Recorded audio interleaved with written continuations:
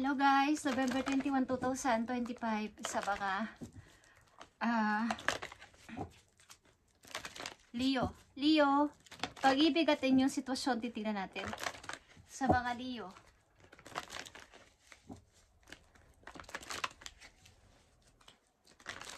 At shout out sa lahat ng mga Leo guys out there. Saan bansa man kayo andoon guys. At ito ang inyong message sa pag-ibig guys. Titingnan natin. At nakapokus tayo sa kasalukuyan. Okay? Kung may magpaparamdam sa inyo is, okay Leo, may nanliligaw ba sa inyo o may nagkakagusto sa inyo kahit kayo ay may anak na? Okay.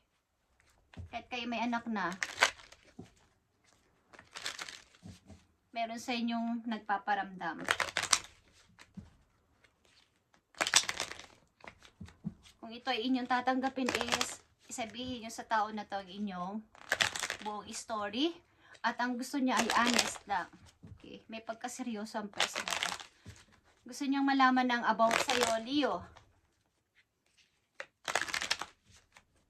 Maring ito ay inyong pinagtatawanan. Talaga bang gusto mo ko? Kahit ganito ko. Okay, Leo, tingnan natin ang inyong message. November 21. Simula November 21, guys.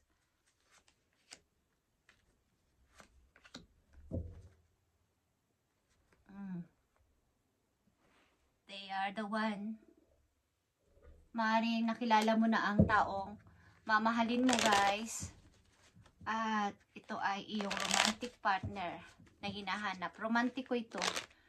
Maaring ito ay nahanap mo na o andyan na. Kaya lang, hindi mo pinapansin. Okay, Leo.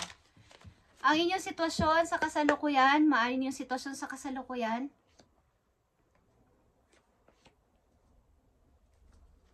Abang nga Leo ay nasa moment ng pagtatagumpay na. Okay, go na ako anytime. Wala nang pipigil o makakapigil sa akin. Saan man ako pumunta.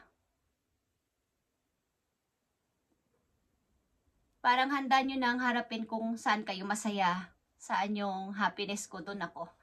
Wala nang makakapigil sa akin. Okay, kung saan yung happiness ko, doon ako. Okay, unang message sa mga Leo sa kanilang pag-ibig is, andito ang retreat. Ito yung time to disconnect the world. Ibig sabihin nito, maaaring may tao kayong minahal noong una, but hindi kayo naging nagkatuluyan. Something na nandito yung nagkita ulit kayo sa hindi inaasahan.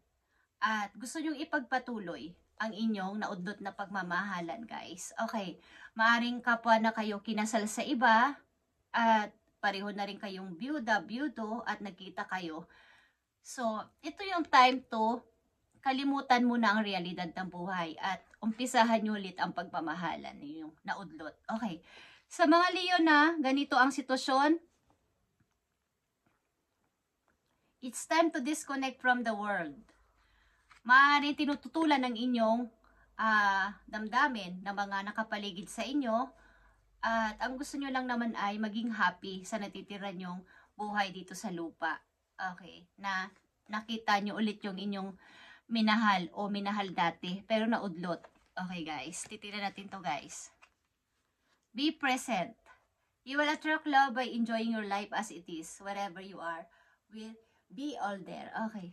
So kayo nga ay maaaring isipin natin na kayo ay maaring nagpakasal na sa iba, maaring nabyudo kayo or nahiwalay sa inyong dating asawa at may freedom na kayo umibig ulit at hindi inaasahan. Maaring nakita nyo na ulit ang inyong dating minahal pero naudlot. Okay? So maraming tumututol or may ayaw na ganito yung setup ng inyong kumbaga ito yung mindset nyo ngayon eh. Okay naman na. Kumbaga kung malalaki na ang mga anak ng mga Leo na nandito ay okay na kayo ulit umibig at maging masaya naman sa kasama ang taong minahal nyo dati. May freedom na kayo, kumbaga. Okay guys, free yourself. You don't need to be control of everything for love relationship to be successful. Okay, walang makakapigil dito kung ito talaga ay inyong nararamdaman sa tao na to o kayo mismo. Both of you kasi ay may love sa isa't isa dati. Kaya lang, nagkaroon ng maaaring naghiwalay kayo. At sa hindi naasahan, nagtagpo ulit kayo. So be present and pray yourself dito sa love na to. Ito yung time to disconnect from the world. Tama na siguro or enough na siguro yung inyong, kumbaga, nagawa nyo naman na yung part nyo sa mga anak ninyo, napalaki nyo na sila, at ito na yung time na kayo ay maging masaya naman. At maaring nakatagpo nyo ulit ang tao na to na inyong mamahalin. Maaring ang mga Leo na nandito ay nasa edad na malalaki na mga anak ninyo. At maaring ito naman yung time para sa inyong sarili na maging happy this time. Okay. At second message sa mga Leo na nandito sa reading, finances and career. Maaring ilang Leo na nandito ay naaapektuhan ng inyong love life dahil mas nandito kayo sa sitwasyon na kailangan nyo mas mag-focus sa inyong finances and career. Gusto man yung umibig o umiibig man kayo is andun yung percent na mas mataas yung inyong percentage sa pagtatrabaho, pag-iipon ng money kaysa sa pag-ibig na yan. Okay. Okay, Leo. Okay. Leave your fears behind. So, takot ka nga. Takot ka na baka kasi ang ilan sa inyo ay na-inlove na o na-inlove na sa una. O sa inyo mga nagdaang mga taon-taon at wala din naman nangyari. Kung nag-focus kayo ng napakaraming panahon sa pag-ibig o connection na yun is, kayo din naman ang naiwan sa wala. At sa ngayon is, maaaring nakatuto kayo sa inyong finances and career, sa trabaho, sa pagkakapirahan, at ayaw yung isali muna itong pag-ibig na to. Baka masira na naman ang inyong concentration dito. Yeah. Maaaring kung meron man kayong iniibig, hindi kayo nagbibigay ng napakaraming percent sa tao na to. Pero ang tao na to ay may unconditional love. Pagdating sa inyong nararamdaman at inuunawa kayo sa inyong pangangailangan na to. Kung kayo wala man lang naiibigay na maraming oras sa kanya is naiintindihan naman niya sapagkat maunawain ang person na to sa inyong sitwasyon. Ito ay eternal. Nothing and no one can take it away from you. Kaya sabi ko kanina, nahanap nyo na ang romantic partner na inyong hinahanap. Nandyan na.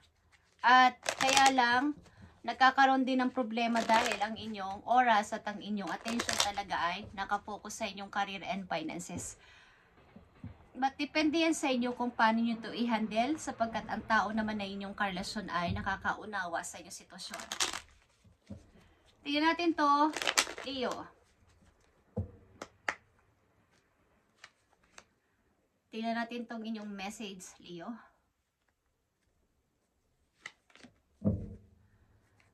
Okay.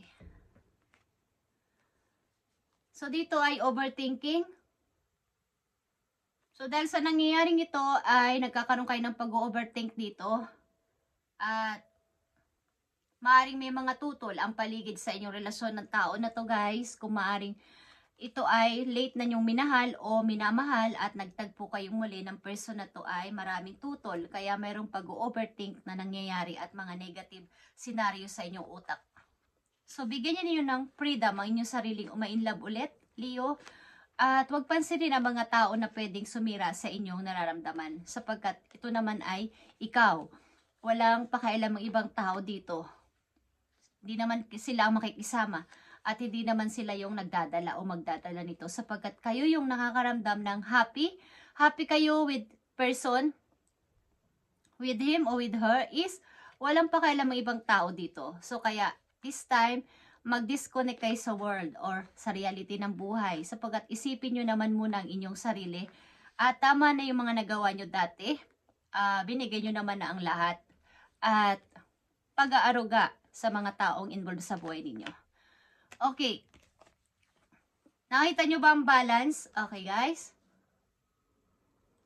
There's need to be healthy balance of physical, emotional, and spiritual intimacy for relationship to be sustainable. Okay, ibig sabihin nito nga is, marami ang inyong percent sa finances and career ninyo. So, ang inyong love life naman na to, o connection na to, ay nagkakaroon ng, kumbaga, magiging unhealthy naman. So, ano mangyayari dito? Kung baka mapunta to sa paghihiwalayan, kung hindi nyo nabibigyan naman ng ibang attention ng inyong kakoneksyon na to, sapagkat kayo ay nakapokus masyado sa inyong finances and career. So, kailangan dito ng balance para hindi mawala itong love life ninyo na to o inyong kakoneksyon na to, sapagkat sayang dahil ang person na to ay may unconditional love na ipinapakita sa inyo. Mahal kayo ng tao na to at iniintindi kayo. Inuunawa hanggat kaya niya. Kung magkaroon man dito ng separation is, ito ay maaaring may kinalaman sa oras at inyong prioridad o priorities. Okay. Leo, maanin yung sitwasyon sa kasalukuyan. Andito ang 2 of Cups and 3 of Cups. Okay guys, sa inyong kasalukuyan, maaring mayroon kayong mamimit na matagal ng tao na inyong hindi nakikita or matagal ng panahon na hindi nyo nakikita o nakakausap at magkakaroon ng celebration or pagkikita ang dalawang magkaibigan na matagal na hindi nakikita o dalawang nagkaibigan na matagal nang hindi nag-uusap at magkakaroon ng pagsasaya dito o something paglabas o pagpunta sa kakain kayo sa labas o mag-cheers guys. Leo, paparating na message for Leo guys simula sa araw na to, November 21. Maaaring may matagal kayong friend na hindi nyo nakakausap o nakikita o nagkaroon kayo ng tampuhan o lovers na matagal nang hindi nyo nakikita at gusto nyo nang magkaroon ng pag-uusap o pag-closure na. So, magkakaroon ng happy ending dito, okay? Sa inyong pagkikita na to. Paparating na message for Leo, guys. Leo, this is for you. Simula sa araw na to, November 21, paparating sa inyong message o mga sitwasyon. Okay, guys. Panatilihin ninyo ang yung inyong pagpapalakas sa katawan. Yung inyong health is, panatilihin nyo kayo nag-exercise at maniwala sa sarili. Okay. Yan lang kayo sa posisyon nyo as a Queen of Wands, guys. Leo, panatilihin nyo kayo ay nasa balance lang mula sa inyong emotional, spiritual, at sa inyong physical. Okay? At sa inyong body. Maaaring kayo mahilig mag-exercise. Ang ilan sa inyo, gusto nyo ay maayos ang inyong pangangatawan at ayaw nyo yung tumataba. Okay. Sa mga Leo na nandito sa reading, nakikita nyo ba ang dasan? Ito ay inyong energy. Guys, Leo, at andito din ang strength. Ito ay inyong energy pa rin. At andito yung happiness, okay? Sa inyong paparating na mga message is, andito yung inyong happiness, ang inyong sarili is, alam nyo at nakikita nyo ang light. Hawak nyo ang light, okay? Dasan ito. Marunong kayong, kumbaga, kaya nyo tumayo sa sarili nyo mga paa. Independent kayo kasi na persona. Okay? At alam nyo kung paano maging masaya at magpasaya ng iba. Okay? Andito ang the sun and death. Okay. Ano man ang dumating sa buhay ninyo, kaya nyong i-revive, i-survive, at maging alive ulit. May mawala literal, may mawala man, o may lumisan man, kaya nyong mag-move on at maging masaya sa inyong sarili. Okay, Leo? At titingnan natin ang message po yun. Kaya ninyong bumangon ulit. Ano man ang mangyari. Ilan sa inyo dito ay maaaring umiibig ulit at may mga tutol na ibang tao. Maaaring mga anak din nyo, hindi masyado sinusuportahan ang pagkakaroon nyo ulit ng pag-ibig. Maaaring nagkaasawa na kayo dati or wala na kayong asawa at meron ulit nagtagpo ang may nagtagpo ulit dito na dalawang nagmamahalan. Okay? So, isipin ninyo ang inyong kaligayahan naman this time. Naibigay nyo na naman ang kayong ibigay sa lahat. At this time, kayo naman ang maging happy. Okay? Sa ilang Leo na nandito, bigyan nyo ng time ang inyong partner. At nakapokus man kayo sa finances ninyo at career, is bigyan ng balance dito. Kung ayaw nyong mawala itong tao na to na nagmamahal sa inyo na sobra at umiintindi sa inyong sitwasyon. Message for you, Leo, or advice. Leo, don't lose sight of the truth. You came here to evolve and grow. It is necessary to experience that difficult times, that it's when you will grow most. There is always light at the end of the tunnel. Be proud of your journey. Okay. Maging proud ka sa iyong mga nagawa, naging mistake man o napagtagumpayan man is paniwalaan mo na ito ay nangyari dahil sa iyong pagbangon at pagbangon at pagbangon ulit. Nalulugmo ka man, nadadapa ka man, is bumabangon ka ulit para sa iyong happiness at para sa iyong pag-grow. Okay. Leo, huwag kang, kumbaga, kung nasaan yung truth, andun ka. Hindi ka nagpapatinag sa mga taong pwede sa iyong ibagsak ka. Okay. Naka-experience kayo ng mga difficult times sa buhay, guys. At alam nyo to na doon kayo naging malakas. Okay? And alam nyo at nauunawaan nyo na after ng madilim, okay, sa loob ng tunnel is lalabas ang liwanag at makakalabas kayo sa loob ng tunnel. Okay, malayo man yan ang lalakarin ninyo. Mahirap man, walang ilaw dun sa loob ng tunnel is may labasan yan at may labasan yan. Walang hindi. Kahit saan kayong merong lalabasan yan. Merong papatunguhan. May makikita kayong light. May makikita kayong labasan. Okay, mahirap man ang mga sitwasyon sa buhay is naniniwala kayo na mayroon itong ending. Okay? At merong pagbangon ulit.